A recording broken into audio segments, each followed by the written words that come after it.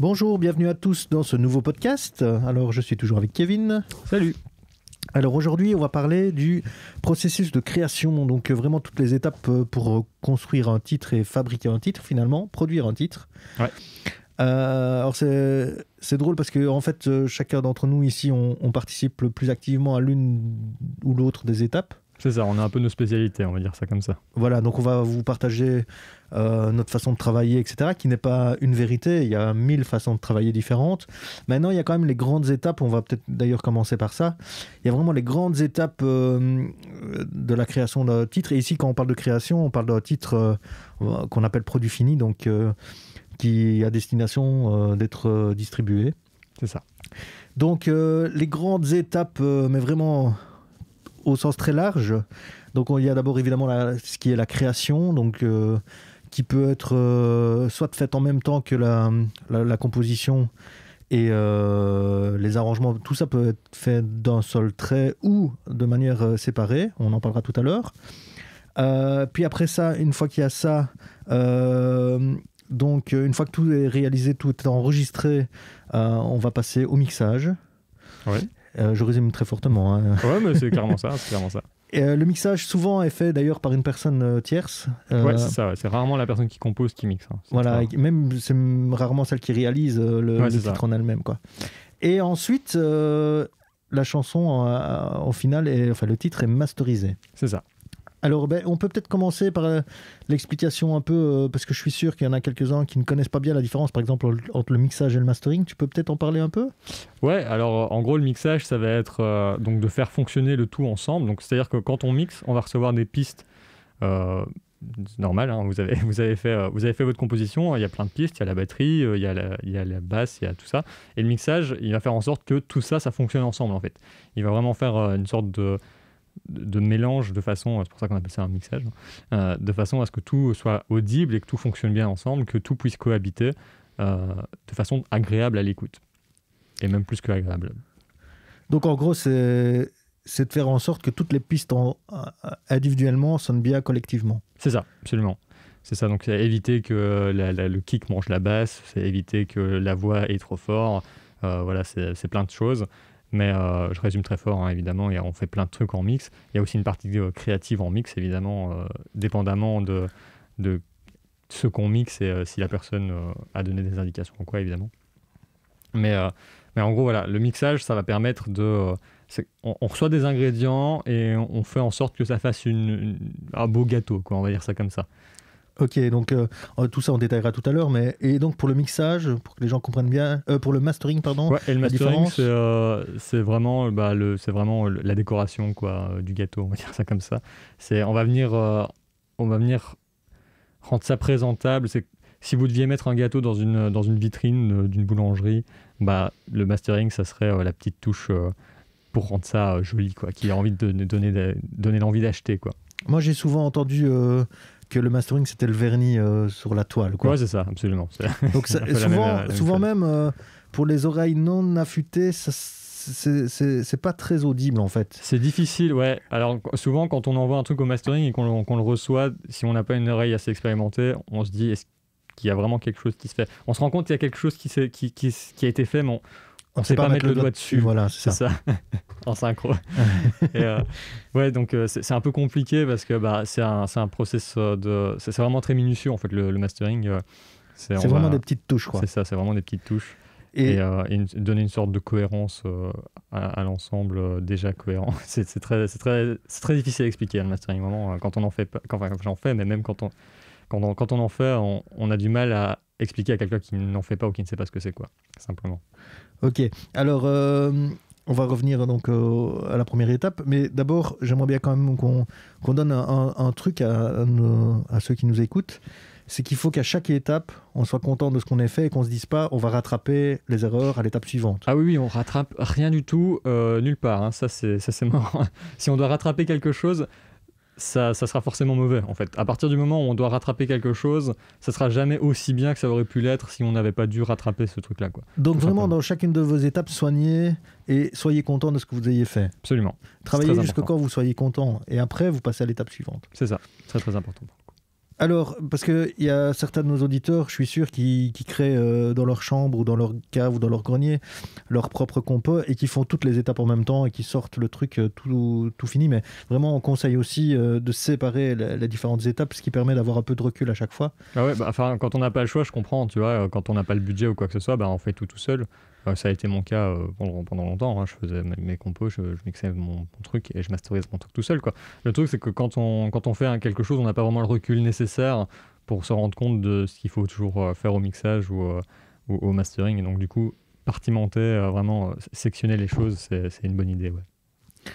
Voilà, donc on va revenir de manière plus détaillée. Donc pour la partie création, moi je vais peut-être expliquer en fait comment je procède avec nos clients. Bah oui, pour le coup, la partie création, c'est plus toi l'expert, donc je te laisse commencer. Voilà, donc moi, évidemment, quand j'ai commencé, je ne travaillais pas de la même façon que maintenant. C'est une façon qui a évolué au fil du temps.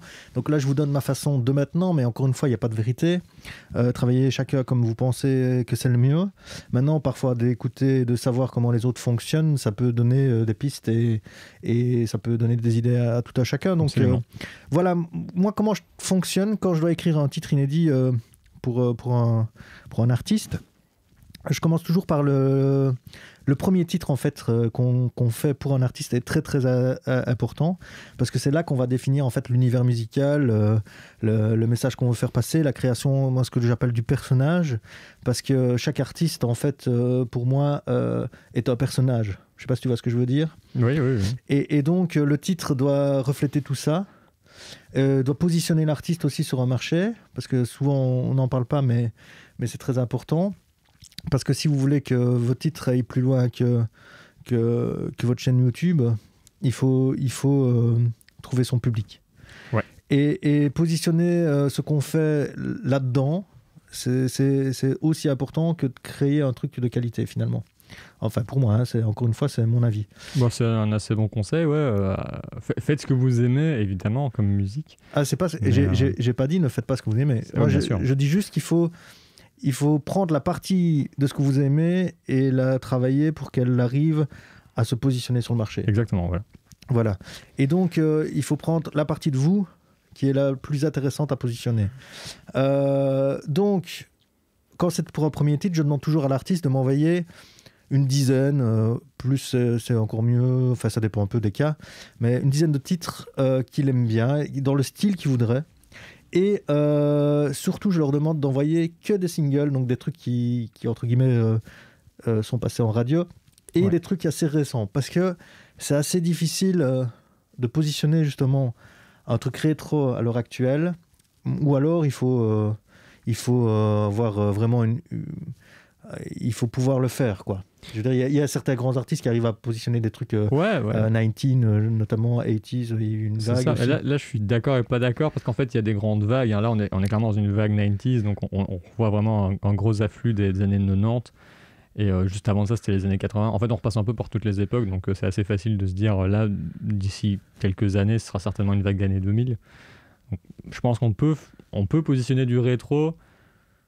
C'est plus compliqué. Mais ce que je veux dire, c'est que c'est difficile de positionner du rétro si ça n'a pas été déjà fait par quelqu'un qui a le pied dedans. Absolument, oui. Tu vois ce que je veux dire. Donc toi qui es artiste émergent, n'essaye pas d'être un précurseur. C'est ça, absolument. Précurseur de quelque chose, c'est difficile quand on commence. C'est difficile. C'est dans ce sens-là que je voulais dire les choses. Okay, là, je suis d'accord. Et donc, une fois qu'il m'a envoyé ces titres-là, alors ça dépend aussi, si par exemple il compose, il m'envoie des compos à lui, s'il écrit des textes, il m'envoie des textes, enfin tout ce qu'il peut amener, c'est le mieux évidemment, pour essayer de cerner ce qu'il voudrait et de pouvoir le positionner par rapport à ça. Après, une fois qu'on a fait ça, qu'on a fait tout ce travail de discuter ensemble et de trouver la voie finalement de ce qu'il veut, je vais faire un premier jet en fait. Donc un premier jet, c'est quoi ? C'est je jette toutes les idées sur des pistes, c'est une maquette quoi, en gros. On commence à créer un peu des mélodies. Pour ce qui est des textes, moi j'assiste toujours sur les artistes pour qu'ils tentent eux-mêmes de faire un texte, même si à la fin tout sera réécrit ou pas. Ça dépend, il y en a des artistes qui se découvrent justement un peu auteur ou quoi.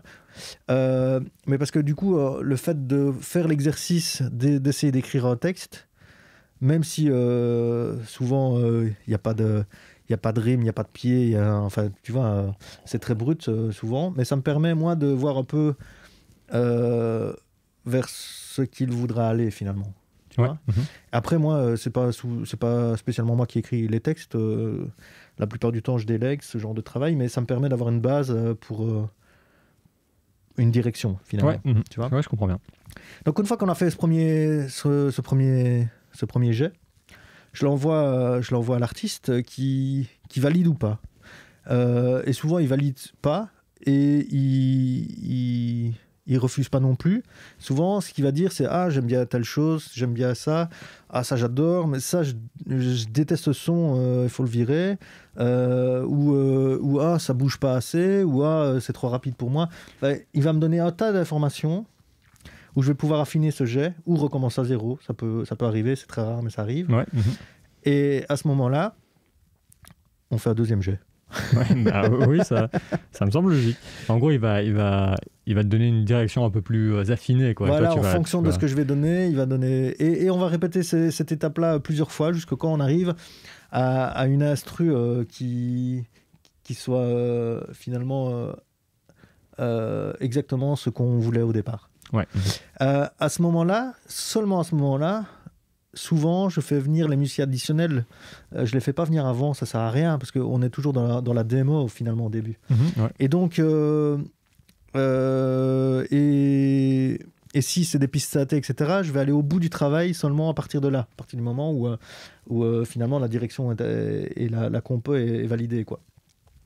Et donc les guitares que j'aurais fait gratte comme ça, vaille que vaille, on va faire venir un vrai guitariste, ou je vais filer ça à toi, par exemple Kevin, qui peut faire des guitares ou des basses ou ce genre de choses. Ouais. Et donc c'est à ce moment-là seulement qu'on enregistre les vraies pistes, que ce soit pour n'importe quel instrument acoustique, quoi, finalement. Une fois que tout ça est fait, à ce moment-là, c'est peut-être même avant, dans ce processus-là en tout cas, moi je fais toujours venir le chanteur pour enregistrer une voix témoin. Okay. Donc c'est quoi une voix témoin ? Parce que peut-être certains d'entre vous ne savent pas, mais la voix témoin, c'est une voix qu'on enregistre qui n'est pas définitive, c'est juste pour donner, c'est pour avoir aussi finalement un premier jet de cette voix, pour nous, arrangeurs, pouvoir caler certaines choses vraiment sur la voix, quoi. Ouais. Cette voix sera effacée à la fin, puisqu'elle sera réenregistrée dans les prises de voix définitives. C'est ça, donc ça peut te donner en fait des directions sur à quel endroit faire des drops, par exemple, si tu as besoin de drops, etc. Essayer de caler... voilà, et puis parfois le chanteur modifiera les mélodies qu'on a prédéfinies légèrement, donnera sa patte finalement à la mélodie qui existe, mais qui peut être adaptée finalement. Ouais, ok. Une fois que tout ça est fait, moi je vais peaufiner tout ce qui est l'arrangement, donc je vais faire ce qu'on appelle l'habillage sonore aussi. Donc l'habillage sonore, c'est rajouter tous des petits bruits d'ambiance, des bruits de transition, des instruments qui vont, des arrêts, enfin tout ce genre de trucs, quoi. Ouais, c'est une étape qui est souvent skippée chez les gens qui connaissent pas bien. Ouais. Et c'est un peu dommage parce que ça donne vraiment, ça fait beaucoup plus produit cynique une fois que tu as fait ça en fait. Voilà, et c'est là aussi qu'on va, si c'est pas déjà fait avant, parfois layerer certaines choses pour donner de la consistance. C'est vraiment encore du travail d'arrangement finalement tout ça. Et on va finir ça sur cette voix témoin finalement. Ok. Une fois qu'on a tout ça, en fait, on a déjà notre chanson qui est finalisée, sauf que on a juste une voix témoin qu'on va backer, donc on aura toute l'instru qui sera finalisée, et on va faire revenir le chanteur qui va enregistrer sa voix lead définitive, où là, vraiment, on va prendre le temps. Moi, ça m'arrive souvent de prendre une grosse demi-journée juste pour la voix lead, quoi. Ah oui, c'est carrément nécessaire. Et là, on va enregistrer vraiment énormément de prises. Enfin, tout dépend chacun comment il procède. Moi, je connais certains qui vont plutôt enregistrer juste 2-3 prises et puis choisir une et puis c'est bon. Mais moi, je procède pas comme ça. Moi, je procède vraiment... J'enregistre un tas de matière et puis après, moi, je prends encore une journée après juste pour aller éditer tout ça et sortir le meilleur de cette voix lead, quoi. Une fois que j'ai fait cette piste lead nickel comme moi j'aime, à ce moment-là je la passe souvent dans le Melodyne, même si le chanteur chante très bien, pour relisser une dernière fois la voix lead. Et une fois que la voix lead est nickel, à ce moment-là je fais revenir le chanteur pour faire les secondes voix. Ouais. Alors, Ouais. les secondes voix, on en a déjà parlé dans un précédent podcast, mais en gros, je vais résumer ici. Ouais, vas-y, reparle-en. Voilà, Ça fera donc pas les de mal. secondes voix, ça peut être des doublages.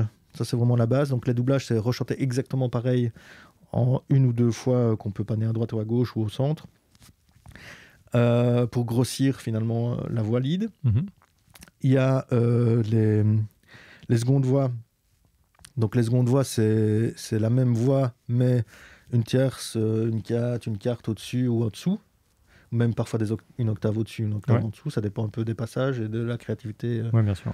et du morceau Des capacités du chanteur aussi. et des capacités du chanteur. Moi, ça m'arrive souvent, d'ailleurs, les chanteurs ne sont pas habitués à faire des secondes voix, de prendre la voix lead, de la mélodiner grossièrement, Pour leur donner une rapidement, idée, ouais. pour donner les notes finalement et, C'est ça, ouais. et les refaire rechanter, quoi. Donc ça, c'est la deuxième catégorie. Après, il y a tout ce qui est ce que j'appelle les chœurs. Donc les chœurs, c'est vraiment des effets chorales qui souvent sont faits par d'autres personnes, mais qui peuvent être faits par le chanteur lui-même.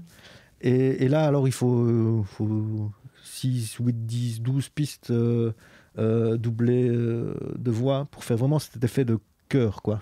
Ouais, alors c'est marrant parce que du coup, l'appellation chœur, on donne souvent ça aux voix qui sont à la tierce, etc.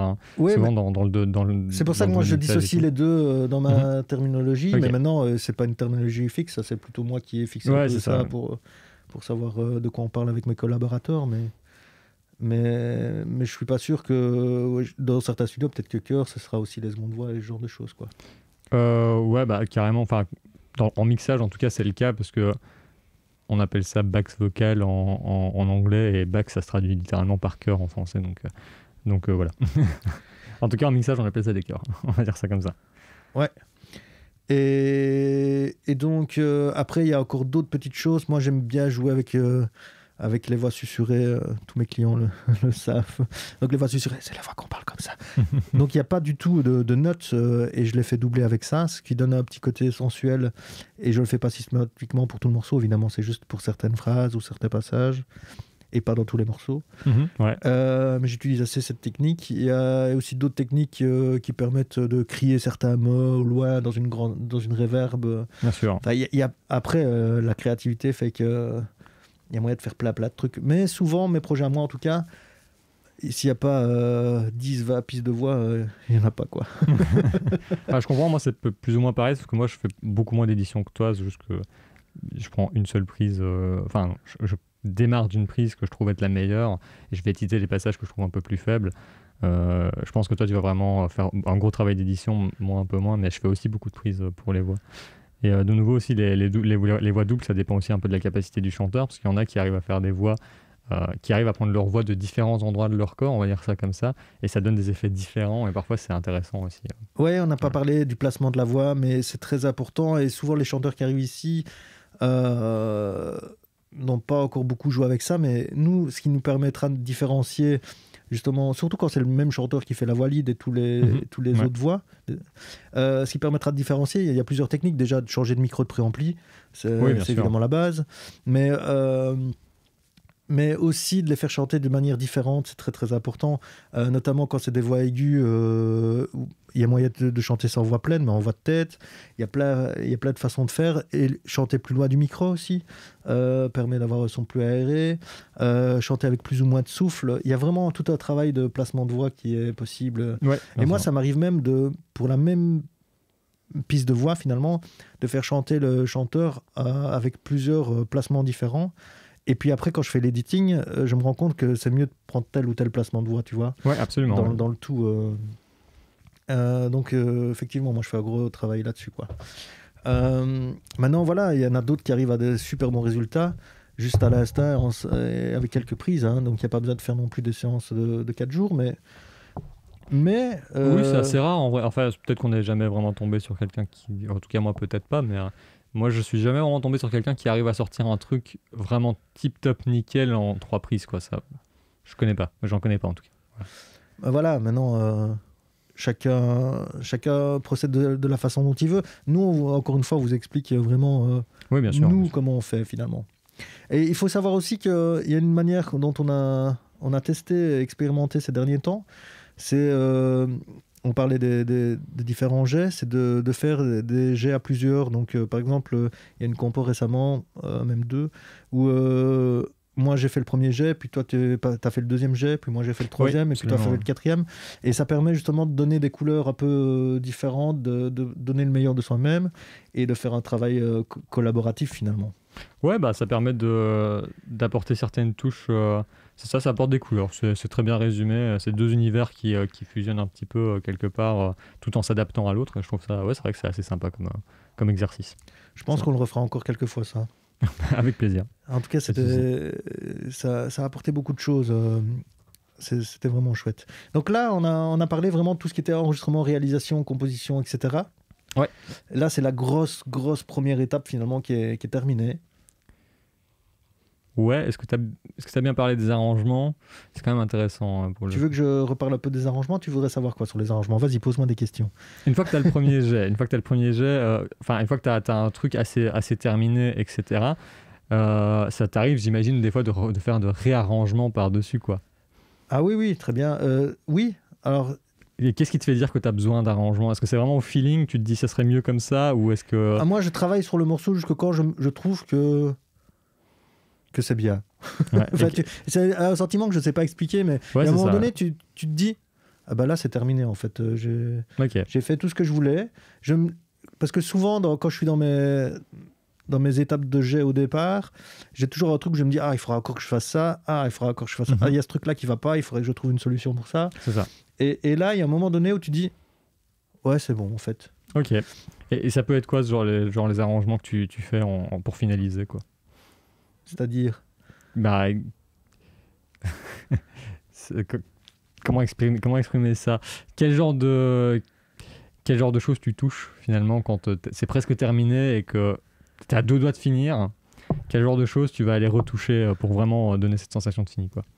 C'est vraiment fini, comme je te dis. C'est au cas par cas, quoi. Ouais, okay. C'est vraiment au cas par cas. Ok, ouais, ça va, pas de souci. C'était juste pour voir si tu avais des exemples un peu, genre... à donner aux auditeurs de ce podcast, mais sinon il n'y a pas de problème. Non, j'ai pas vraiment d'exemple parce que c'est vraiment au cas par cas. Okay. Par contre, un conseil que je peux donner, parce que moi j'ai beaucoup de mal au début avec ça, mais au tout début quand je créais pour d'autres, j'avais ma vision du truc et j'avais du mal à inclure la vision de l'autre dans ma vision du truc. Tu vois ce que je veux dire? Ah oui, je comprends très bien. Ouais. Ça, on est tous passés par là, je pense. Ouais. Et j'ai traîné ça pendant des années. Et à l'époque, je travaillais avec un autre collaborateur que toi. Et plus le client. Mm-hmm. Et au final, on prenait énormément de temps à accepter que l'autre amène une idée. Tu vois ce que je veux dire? Ouais, je comprends bien. Ouais. Et maintenant, c'est l'inverse, en fait. Moi, j'ai du mal à écrire tout seul maintenant. Okay. Parce que je trouve que c'est tellement intéressant que le client ou le collaborateur t'amène des choses où maintenant je me dis que c'est des contraintes. Tu vois ce que je veux dire? Il amène ça, ok, on va pas discuter, on va faire avec. Ouais, je comprends. Et par contre, toute l'étape de se dire on va faire avec, ça veut dire que pas que je dois détester le truc à la fin et que tant pis. Ça veut dire que je dois arriver à faire avec ça pour que moi j'aime le truc. Enfin, tu vois ce que je veux dire? Moi, je comprends. Ouais. Et c'est une démarche totalement différente et très intéressante et finalement qui facilite les choses quand tu arrives à faire avec ça. Ouais, je vois tout à fait le sentiment. Ouais. Je comprends assez bien. C'est une sorte de contrainte créative finalement qui va canaliser un petit peu finalement le processus, quoi. Et je l'ai déjà dit plein de fois, mais le fait de faire ce challenge avec toi, ça m'a beaucoup aidé aussi à ce niveau-là.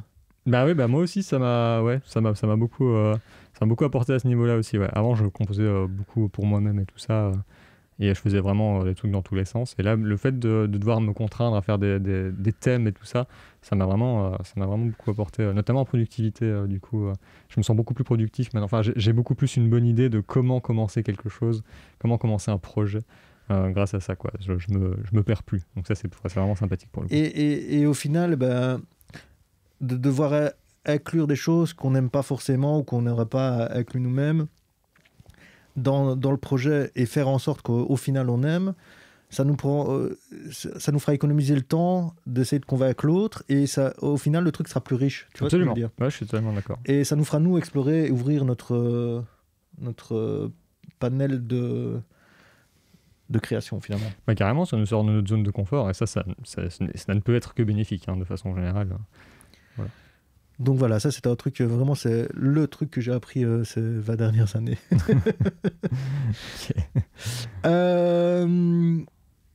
Tu veux rajouter quelque chose pour l'étape de création ou Mettez des clochettes.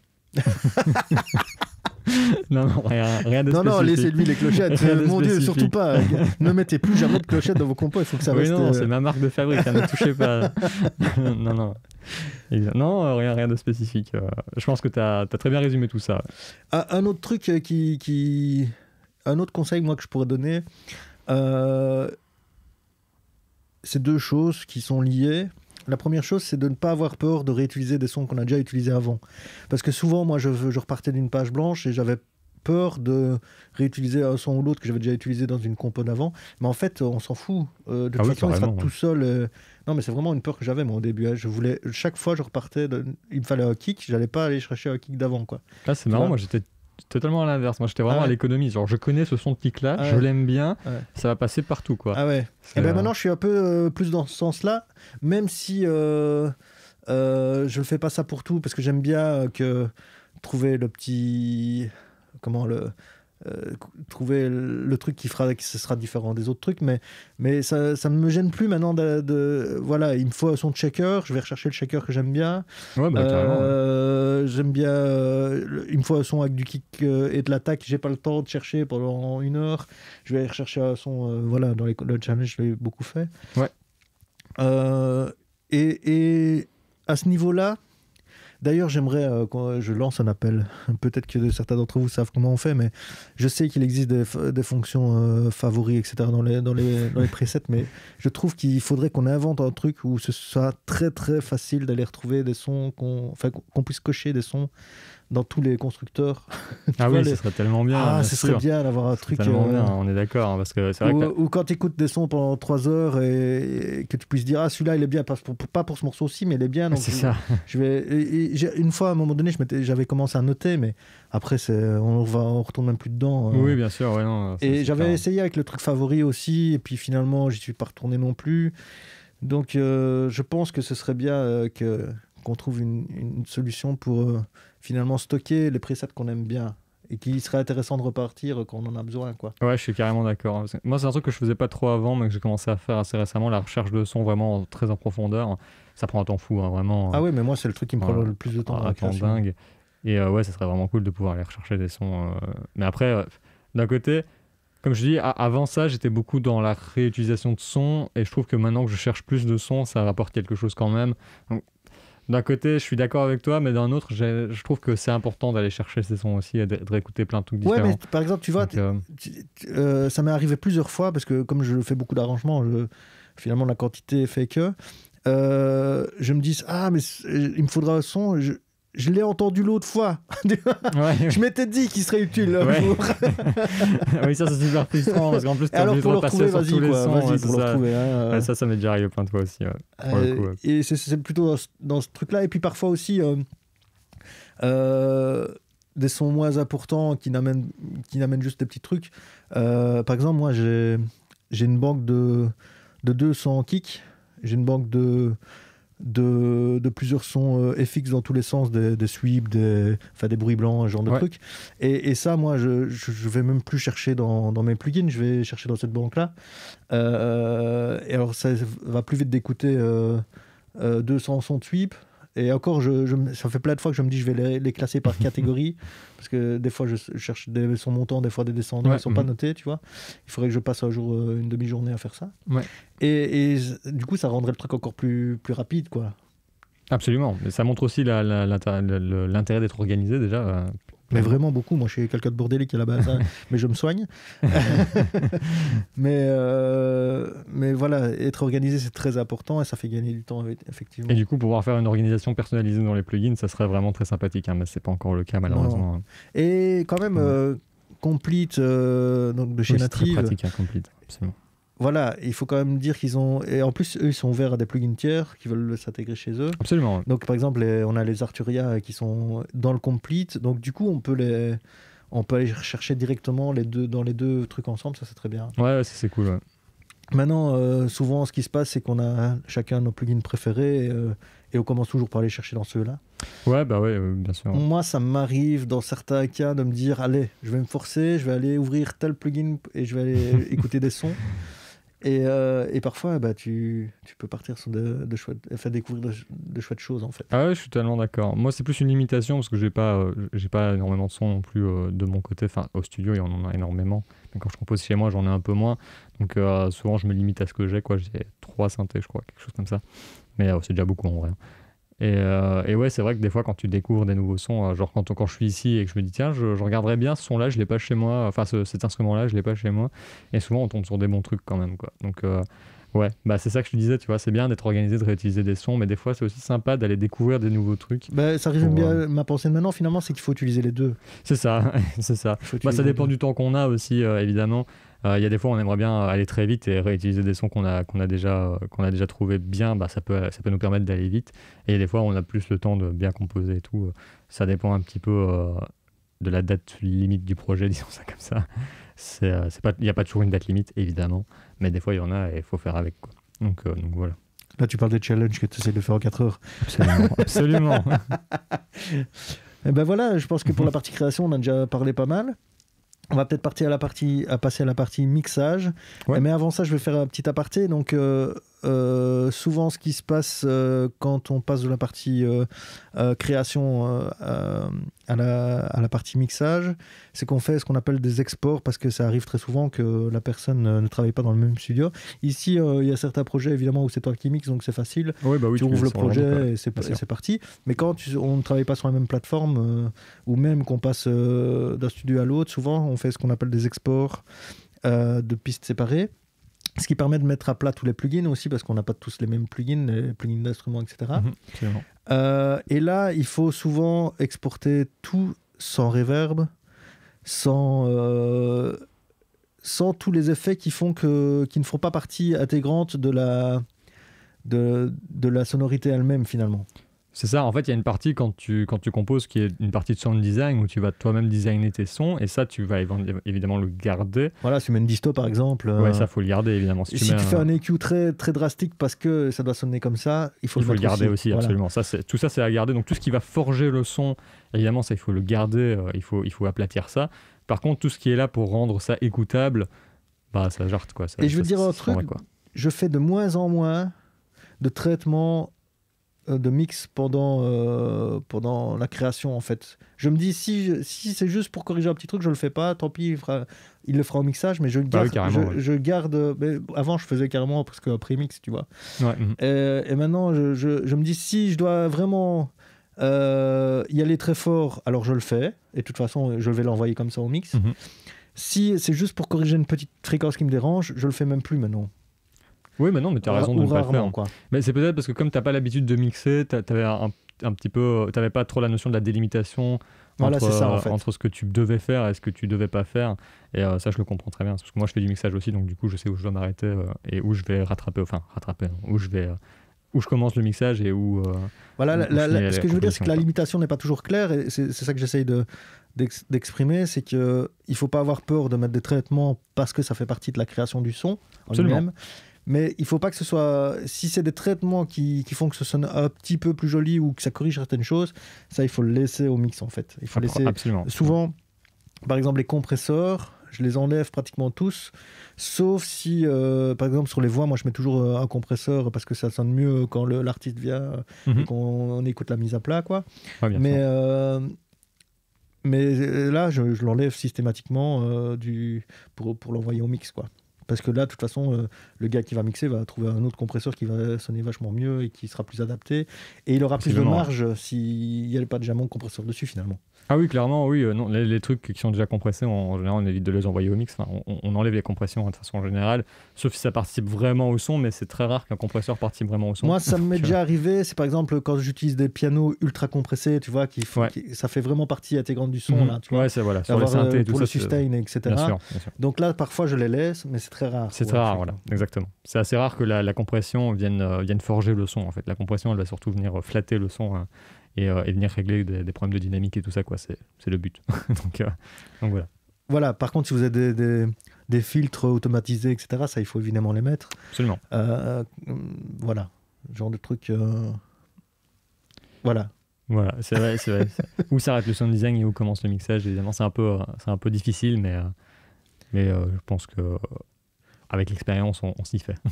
Exactement. Donc, une fois que j'ai exporté toutes mes pistes, donc, qui commencent bien toutes au début et qui finissent toutes à la fin. Bien sûr, toutes le même début, hein, évidemment. Le même début, c'est ça qui est très important, évidemment. Même si elles ne jouent pas au début de la chanson, vous l'exportez du début de la chanson. Parce que sinon, après, pour les recaler, c'est une galère pas possible. Ouais. Souvent, c'est bien de donner le BPM aussi au mixeur, comme ça, il rentre directement dans son Trop peu de gens qui le font. Donner le BPM au mixeur, c'est très important. Franchement, ça change la vie. Et moi, je veux te dire un truc, parfois, ça m'arrive même de donner la tonalité, parce que pour certaines choses... Bah oui, c'est pour l'autotune et tout, c'est intéressant. Ouais. Bah après, la tonalité, on peut la trouver. Moi, tout ce qui est traitement des voix, etc., donc autotune et Melodyne et tout ça, moi, je le fais dans la... Pour moi, ça fait partie de la création, en fait. Mais c'est peut-être moi qui ai le mauvais... Non, moi, je mets ça plus dans... Vraiment, l'autotune, je mets ça dans le mixage, parce que ça va vraiment rentrer... En fait, l'autotune, ça permet à la voix de rentrer dans le reste des instruments. Et c'est important d'avoir déjà mixé les instruments pour vraiment bien pour bien setup l'autotune de la voix, quoi, en fait. Ah oui, ok, donc, voilà. Donc moi je mets ça dans le mixage pour le coup. Donc voilà, et donc une fois qu'on a donné tout ça au mixeur, là c'est plutôt ta partie. Comment tu t'y prends, toi ? Le mixage, moi quand je reçois des pistes, je les importe, hein, je regarde si tout est bien, je l'écoute une première fois la chanson, je regarde, j'écoute déjà assez attentivement pour voir ce qu'il va falloir faire en fait. Là où il y a des problèmes entre guillemets, là où j'allais le dire parce que tantôt on disait que il faut essayer qu'il n'y ait pas de problème, mais il y en a toujours des problèmes. Il y en a toujours, hein. Quand on fait du sound design, on fait en sorte que le son sonne bien individuellement, mais on fait pas toujours attention qu'il sonne bien dans le tout en fait. C'est genre le son est joli, tu vas le rendre joli, en tout cas c'est pas optimisé pour fonctionner avec le reste, quoi. Et nous ce qu'on va faire là dans le mixage, c'est optimiser tout pour que ça fonctionne avec le reste. Donc la fréquence gênante que tu as laissée tout à l'heure, on va aller l'enlever. Il y a un instrument qui va un peu pas assez fort au début et trop fort à la fin, on va aller régler ça. Il y a la voix qui a beaucoup de fluctuations de dynamique, on va aller régler ça. Et par exemple le kick, il a une fréquence dans les basses qui fait que la basse on l'entend pas assez bien. Ou ça arrive sur certaines notes parfois. Sur certaines notes, à parfois. À cause que des fréquences qui sont similaires ou quoi. Exactement. Et bien ça, on va les régler, on va les automatiser, on va faire un sidechain, des trucs comme ça. Donc tout ça, moi j'écoute une première fois, je me dis, ah, là il y a un truc qui va pas, là il y a un truc qui va pas, tiens, ce son-là, il a une fréquence qui va emmerder le reste, ça fait que c'est pas très clair, tiens, il faudrait enlever ça pour rendre la voix plus éligible, plus audible, quoi.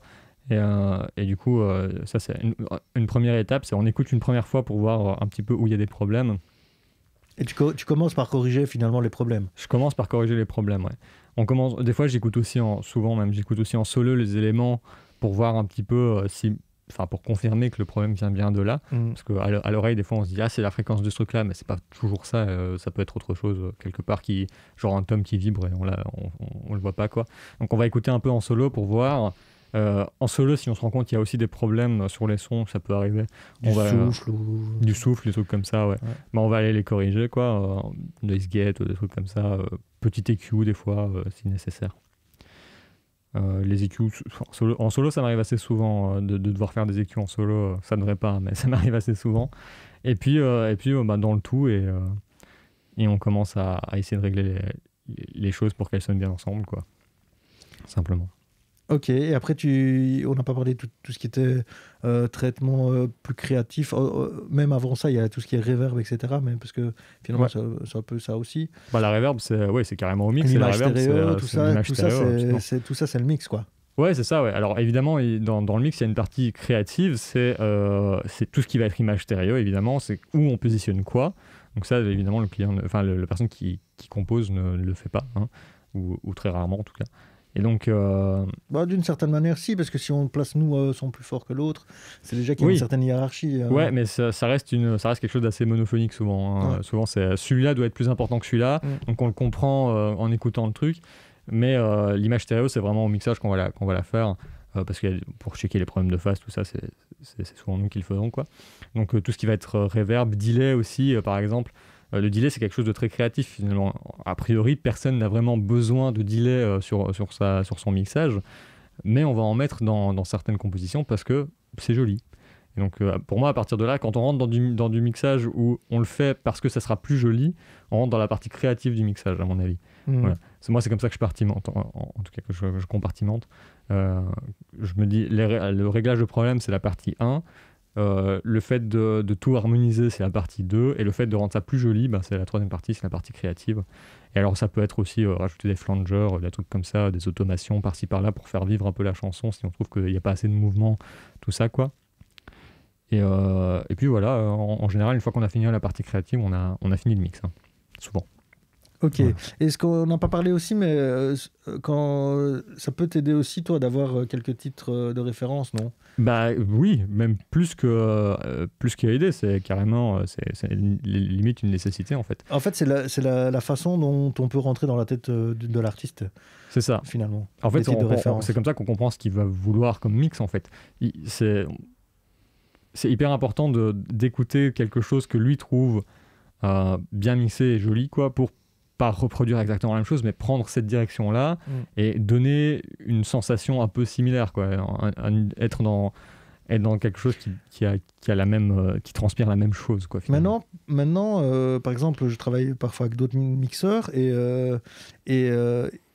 ça peut être bien aussi d'envoyer le truc qui nous renvoie sa version du titre. Et puis, ça m'est déjà arrivé d'être agréablement surpris, donc d'envoyer aucune référence, rien du tout. Ouais, même qu'il n'écoute pas la mise à plat, ça m'est déjà arrivé que le mixeur n'écoute même pas la mise à plat. Il en fait son truc à lui, il renvoie, et ça m'est déjà arrivé où je dis, ne touche plus à rien, c'est parfait.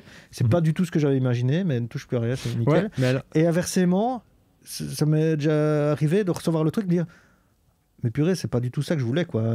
Ça ne sonne pas du tout, quoi, comme j'avais en tête, et je trouve ça moche par rapport à ce que moi j'avais en tête. Tu vois ce que je veux dire ? Ouais, mais quand on mixe, c'est difficile, hein, vraiment. C'est difficile si on n'a pas d'indication, on va faire comme nous, on pense que c'est bon, sauf que il y a des fois où nous, on pense que c'est bon et la personne qui reçoit, c'est pas bon, quoi. C'est ça. Mais c'est une question de goût, c'est très subjectif, sauf que la personne qui a composé ou le client qui veut faire mixer son titre doit être satisfait du mixage, évidemment, et donc tu peux pas lui imposer ta vision de la chose non plus. C'est ça. Et c'est pour ça que les chansons de référence, c'est très important. Après, évidemment, en fait, ce qui se passe, c'est que si tu n'envoies pas de chansons de référence, souvent les mixeurs, ils en trouvent une tout seul, en fait. Ils écoutent ton truc et ils se disent, tiens, ça, j'imagine bien que ça sonnerait comme ce truc-là, quoi. Ouais, et donc, du coup, ils vont eux-mêmes chercher une chanson de référence, quoi. Mais donc, du coup, parce que je réfléchis tout, mais est-ce que ça vaudrait pas la peine de ne pas envoyer de référence dans un premier temps, et que si vraiment ça colle pas du tout, d'envoyer plus de références après? Moi, ça m'est déjà arrivé d'envoyer des références en deuxième temps, quoi. Ouais, si vous avez le budget, faites-le. En même temps, le mix, je suis rarement tombé sur des gens qui reprenaient de l'argent parce qu'ils faisaient des retouches. Ouais, c'est ça. Après, ça prend plus de temps, quoi, du coup, ça prend plus de temps. Ça dépend avec qui vous travaillez, on va dire. S'il faut recommencer de zéro, c'est... Ouais, évidemment. C'est chiant, quoi. C'est chiant. Moi, ça me ferait chier, tu vois. Ouais. S'il faut recommencer vraiment de zéro, il me donne pas d'indication, je fais mon truc à moi, il me dit non, c'est de la merde, faut que tu refasses tout. Ça va me faire chier, quoi. Dis-le-moi tout de suite, alors envoie-moi une référence et je le fais direct. Ouais, d'où l'importance d'avoir aussi une équipe avec qui tu as l'habitude de travailler, qui te connaît et qui sait où tu vas aller, etc. Donc voilà, le conseil, c'est quand même envoyer vos références ou discuter avec la personne avec qui vous allez faire le mix, de savoir ce qu'il préfère finalement. Ouais, à la limite, vous pouvez lui envoyer les références et lui dire si tu veux pas en prendre compte, t'es pas obligé, envoie-moi ton truc, et si ça va pas, on repartira sur la référence. Ouais. Ça peut se faire, quoi, voilà. Et lui, il verra un petit peu ce qu'il a envie de faire, quoi. Ouais, ça peut se faire. Voilà, alors qu'est-ce qui se passe une fois que le mix est fait? Souvent, il est soumis donc, à l'artiste et au réalisateur. C'est ça. En tout cas, à la personne qui fait la démarche de demander le mix. Ouais, alors c'est assez rare que ce soit bon du premier coup, hein. Souvent il va y avoir des petites retouches par-ci par-là à refaire, hein. Mais ça pose aucun problème. Ça pose aucun problème, absolument pas. Franchement, c'est des petites retouches, il n'y a aucun problème, quoi. Ça, il y a vraiment pas de souci. C'est vraiment ce que je dis, hein. Si on doit repartir de zéro, ça c'est plus gênant. Mais c'est rarement le cas, hein. Moi j'ai rarement eu des cas où il faut repartir de zéro. C'est rare, mais ça arrive. Moi ça m'est déjà arrivé. Mais c'est très très rare, hein. Mais ça m'est déjà arrivé que j'ai une vision totalement à l'opposé du client. Et qui c'est pas du tout ce qu'il voulait, quoi. Et voilà. Et donc du coup ça m'est arrivé 2 fois, je crois, depuis que je travaille ici. 2 fois sur combien, quoi? Ouais, c'est un très faible ratio, c'est un très faible ratio, mais ça arrive, quoi, donc il faut quand même le préciser. Et donc une fois qu'on a reçu le feu vert de la personne, bah, on l'envoie au mastering, hein, simplement. On sort un master, alors on sort même un master, enfin on sort un fichier stéréo. C'est ça, un fichier stéréo, donc on sort un bounce, un fichier stéréo. On en sort même 2 ou 3, en fait, ça dépend de là où vous allez l'envoyer au mastering. Des fois, on demande d'avoir la voix séparée de l'instru pour faire 2 mastering, une sur l'instru, une sur la voix et sur le complet, quoi.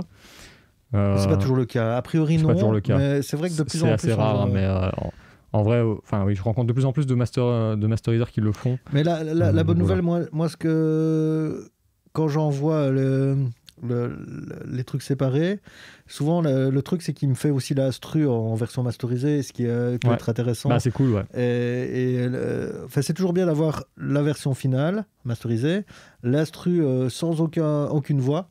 Ça permet, si un jour tu veux le faire en anglais alors que c'est en français ou genre de choses. Ouais, c'est cool. Et alors, la version avec les chœurs, si tu dois chanter sur scène pour faire des lives, c'est cool. Des lives, c'est absolument pas mal non plus. Voilà. Donc, quand tu as ces 3 versions-là, c'est cool. Et souvent, ça dépend chez qui tu vas, mais c'est le même prix que tu fasses ces 3-là, parce que lui, il passe le truc 3 fois. C'est le même traitement. Juste, parfois, il adapte légèrement, mais c'est très très léger. Et voilà quoi. Absolument, ouais, c'est ça, tout à fait. Et alors, si vous faites du stem mastering, ça existe, mais ça se fait pas trop. Bah là, vous sortez tout, encore une fois, séparément et vous l'envoyez au masteriseur. Et zut, j'ai un trou. Je voulais dire un truc intéressant, j'ai oublié. Ah oui, non. Et aussi, ce dont on n'a pas parlé, mais le mastering, c'est quand même très important le jour où tu fais un EP ou un album, parce que ça permet aussi d'homogénéiser un peu tous tes titres. Absolument, c'est ça que je disais tout à l'heure, ça donne une ambiance en fait, ça va donner une certaine impression, et souvent cette impression, on va la donner sur l'entièreté d'un album ou d'un EP, ce qui fait que ça rend le tout cohérent en fait, ça donne une cohérence sur le truc, parce que les mix ils vont tous être très différents, parce que les chansons sont forcément différentes. Et le mastering, ça leur permet de donner ce liant un peu entre toutes les pistes, quoi. Et ça, c'est très intéressant pour le coup. Voilà, j'ai d'ailleurs une connaissance qui fait beaucoup de mastering et qui fait que sa vie d'ailleurs, qui m'avait un jour fait un mini cours en me montrant des trucs masterisés à l'origine, donc par exemple certains titres des années 70, 80 ou quoi, et puis se remasteriser dans les années 2000, et puis parfois il y avait des versions ultra masterisé pour certaines radios vraiment typées, etc. Et alors, il me faisait écouter les différences. C'est hallucinant comme maintenant, certains ont été loin dans le gros boudin. Tu vois ce que je veux dire? Oui, bien sûr. Donc, en gros, le son est ultra compressé. Oui, mais en gros, pendant tout un moment, on était dans une phase où il fallait aller très fort. Le but, c'était d'aller fort, quoi. Mais on en est revenu, je pense. Ça commence tout doucement. Ça s'est calmé de fou maintenant. Mais il y a quelques années, c'était vraiment...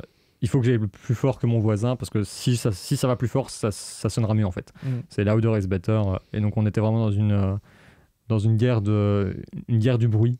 Et du coup, on compressait de fou pour essayer de ramener tous les faibles niveaux en haut et avoir une dynamique presque inexistante pour que ça sonne fort tout le temps. Et comme ça, forcément, ça sonne bien, quoi. C'est pas du tout le cas, hein, mais ça donne juste l'impression. Le cerveau a l'impression, quand quelque chose va fort, le cerveau a l'impression que c'est bon, simplement. Donc voilà. C'est pour ça que des fois, c'était ultra boudin. Mais de plus en plus, on arrête ça. Maintenant, Et il y a même des normes, je pense, qui sont... Il y a des normes imposées un peu par Spotify, en fait, qui, lui, n'accepte que du moins 14 dB l'UFS. C'est-à-dire que si on met quelque chose qui va plus fort que ça, il va le descendre à ce niveau-là. Si on met quelque chose de moins fort que ça, il va le remonter à ce niveau-là. Et vous avez vraiment pas envie que l'algorithme de Spotify descende ou remonte votre niveau, croyez-moi. Ça va être dégueulasse. Donc, en gros, on le fait nous-mêmes, quoi. Au mastering, on s'arrange pour avoir ce niveau-là. Et attention, ça peut aller fort à ce niveau-là, ça va quand même déjà assez fort. Mais ça permet vraiment de calmer le jeu au niveau du « il faut que j'aille plus fort », quoi. Et ça, c'est cool. Vraiment, ça permet d'avoir des choses beaucoup plus qualitatives. Et un dernier petit truc qu'on n'a pas parlé, mais le mastering, ça permet aussi d'optimiser l'écoute du titre sur différents systèmes aussi. Ouais, carrément, ouais. Quand on écoute dans sa voiture, ou sur une sono, ou sur la télé, ou sur son ordinateur, ça sonnera jamais pareil, mais... En tout cas, le titre sera formaté pour sonner le mieux possible sur chacune des... Alors, attention qu'on fait déjà un peu ça au mix. Hein. Souvent, on a plusieurs écoutes au mix pour faire attention à ça, justement. Donc, on écoute sur des gros parleurs de studio, mais dans certains studios, ils ont des Oratones, ce qui émule des haut-parleurs de voiture.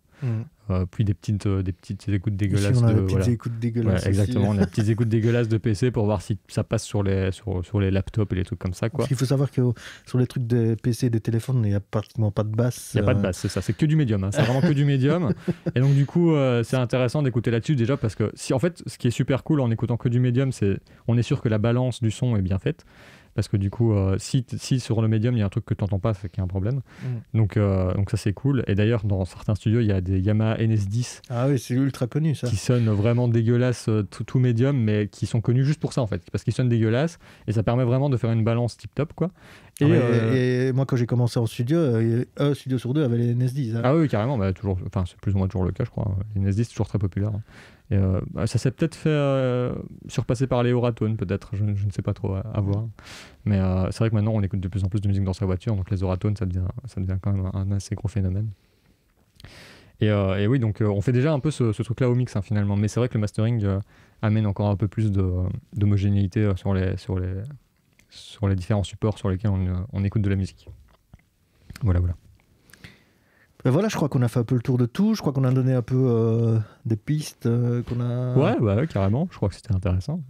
Et prochainement, d'ailleurs, si ça vous intéresse, on vous a préparé une petite vidéo où je vous explique comment j'ai créé un titre complet. Ouais, ça sort prochainement, dans les semaines qui suivent. Là. Dans les semaines qui suivent, on ne sait pas exactement quand, mais bientôt. Très prochainement. Vous verrez justement tout le travail de création piste par piste, quoi. Le travail des voix aussi, etc. Donc ça sera intéressant. Ben voilà, sur ce, on va s'arrêter là, je pense. Hein. Bah oui, on peut se dire à la prochaine. Et bon appétit et salut. Ciao.